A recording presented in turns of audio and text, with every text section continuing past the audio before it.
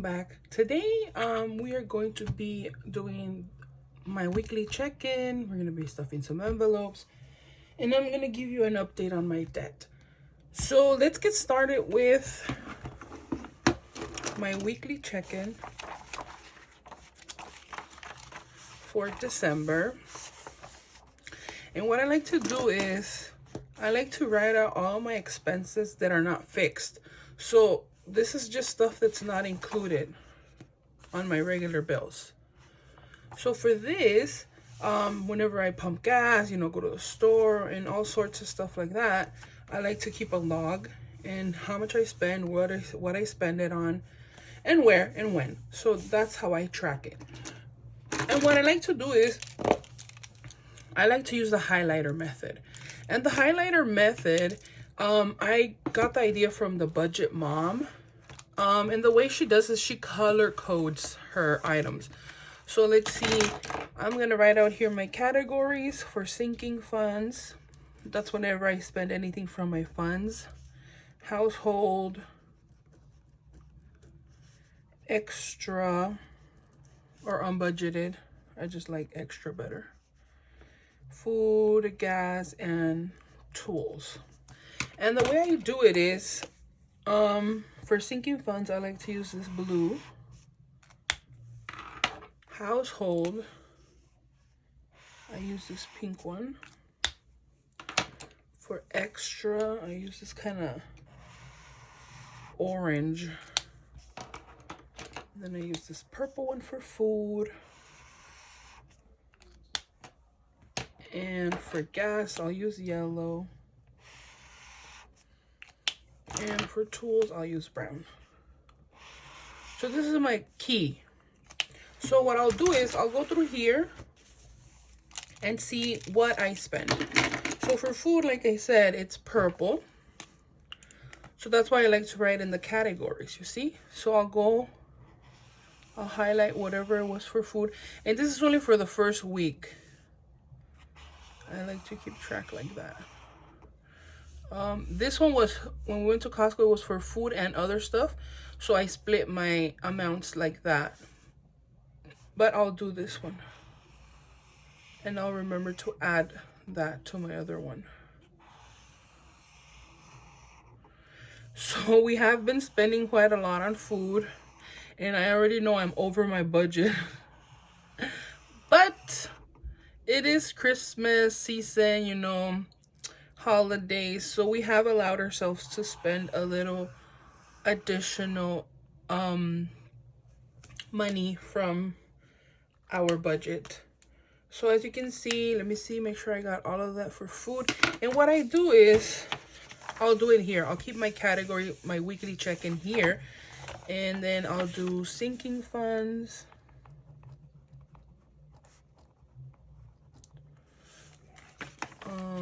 I should know these by now. Household, extra.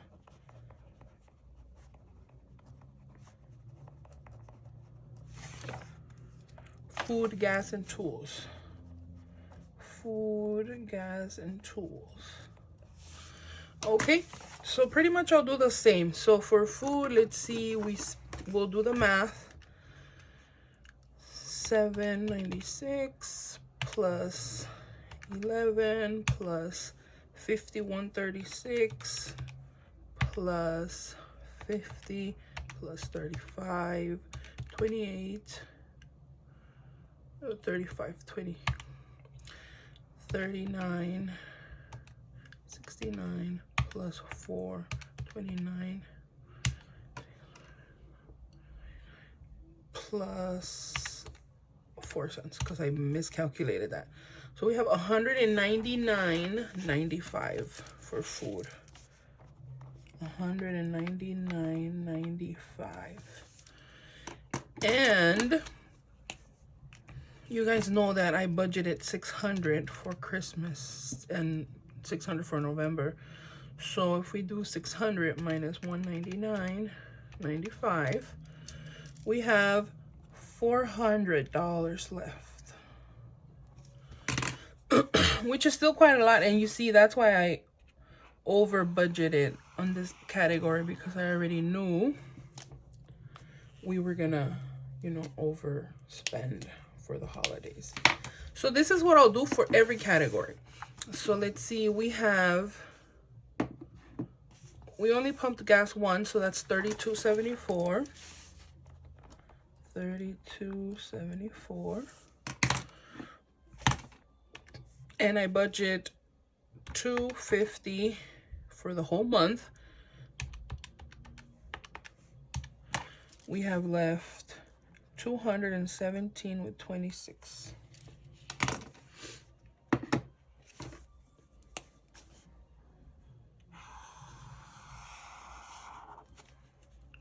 And for tools, my husband did not purchase any tools this week. So that's not anything. For sinking funds, we did not use anything either. For household, it was just this one, I believe. $44.50. We went to Costco and we bought one of those very big blankets. It's so comfy, and I don't have, you know, this was anything there. So let me see. Oh, so it's already there, so I'm not even gonna. So for the gas, I already did it.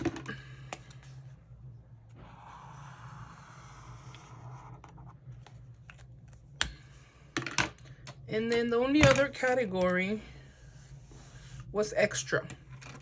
We went to Ross and my son wanted this small little thing.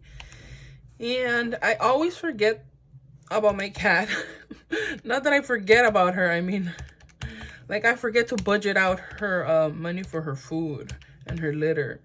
So that's $18.75 for extra.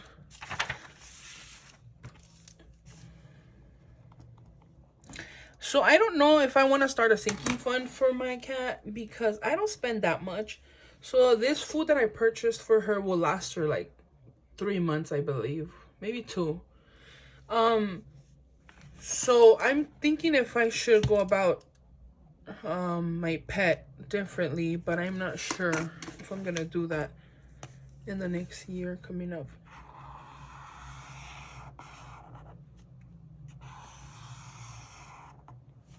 And then I wrote this in, but it's already in our budget, but I wrote it in just to remember that I did, you know, give out the allowance. But I did reduce it to 20 for my husband and 20 for myself because, you know, this month and last month, it's a spending month. So we decided to reduce the allowance to 20 each. So pretty much, guys, that's how I do it. Keep track of my expenses.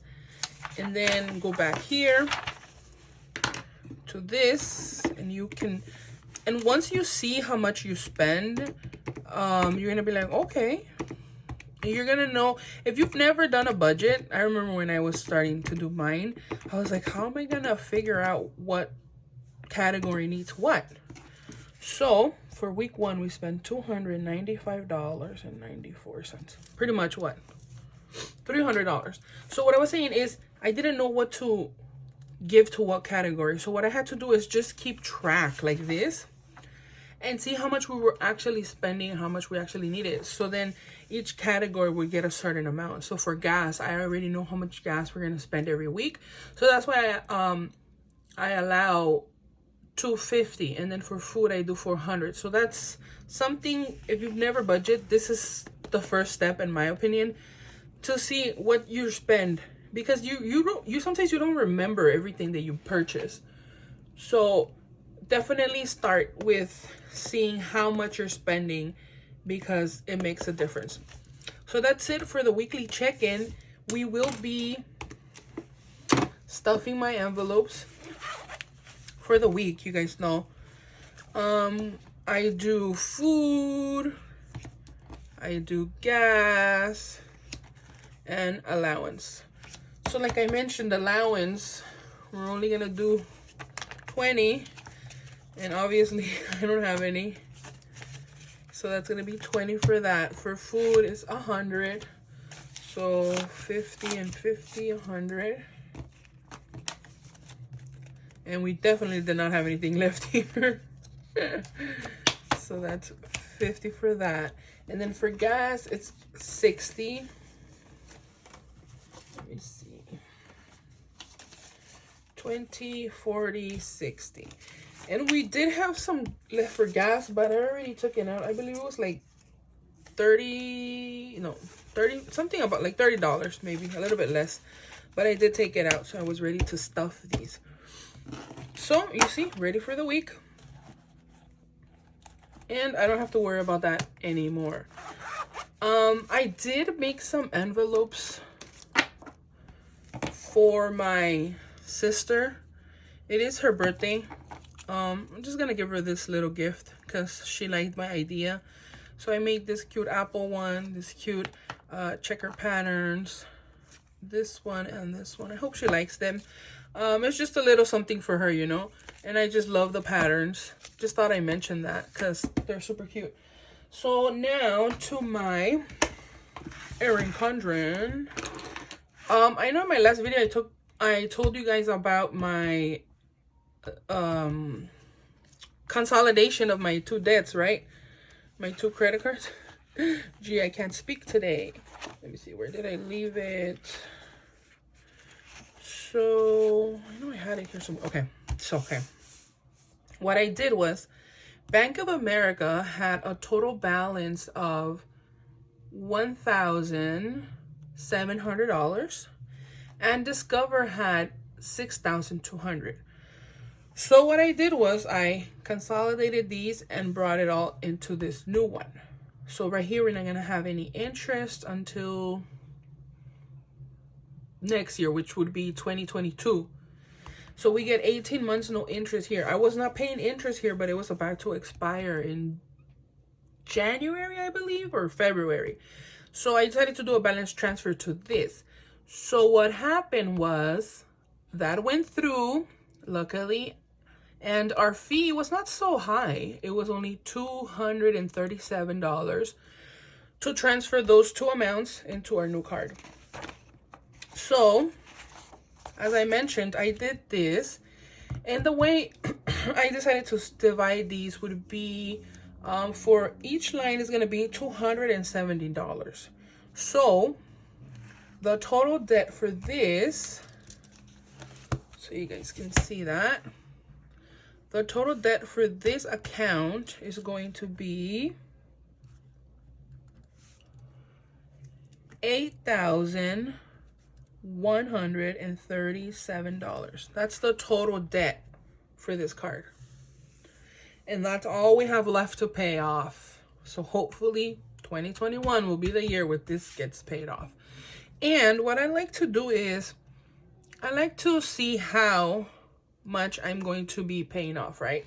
So obviously once we get to the top, it's going to be 0, right? 0. And then this is going to be 270, 540, 810. And I'm going to speed it up, but pretty much I'm going to fill all of this up until I get to the $8,137.